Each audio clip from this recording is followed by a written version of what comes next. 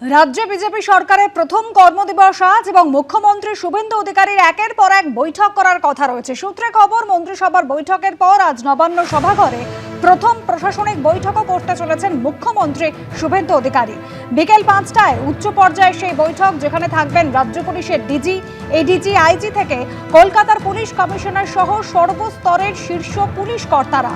হাওড়ার পুলিশের সিপি সহ সব কমিশনারেটের সিপি এবং সব জেলার এসপিদেরও ডাকা হয়েছে আজকের এই বৈঠকে। হাই প্রোফাইল এই মিটিং এবং সেখানে থাকবেন জিআরপির শীর্ষ আধিকারিকরাও।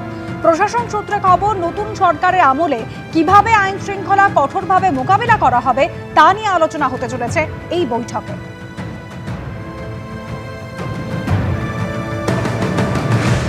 আজকে যেসব কেন্দ্রীয় যোজনাগুলো বাংলায় লাগু করতে দেওয়া হয়নি, সেই সমস্ত যোজনার আমাদের সরকার অনুমতি দেবে, আর সেটা আপনি জানতে পারবেন, বাংলার মানুষকে আর বঞ্চিত করতে দেবো না। আমাদের নেতা আছেন মুখ্যমন্ত্রী, তিনি ঠিক করবেন, পার্টির নেতারা ঠিক করবেন কাকে কি দপ্তর দেওয়া যাবে।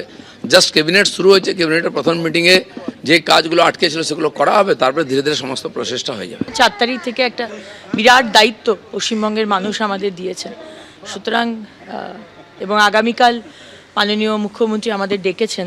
আগামীকাল আমাদের বৈঠক আছে,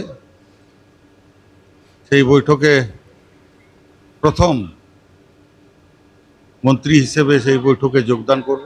সেখানে বিভিন্ন বিষয় নিয়ে হয়তো আলোচনা আন্দাজে তো বলা সম্ভব নয়। তৃণমূল সরকার যেটা দুর্নীতি করেছে সেগুলো তদন্ত হবে ও সেগুলো তুলে ধরা হবে।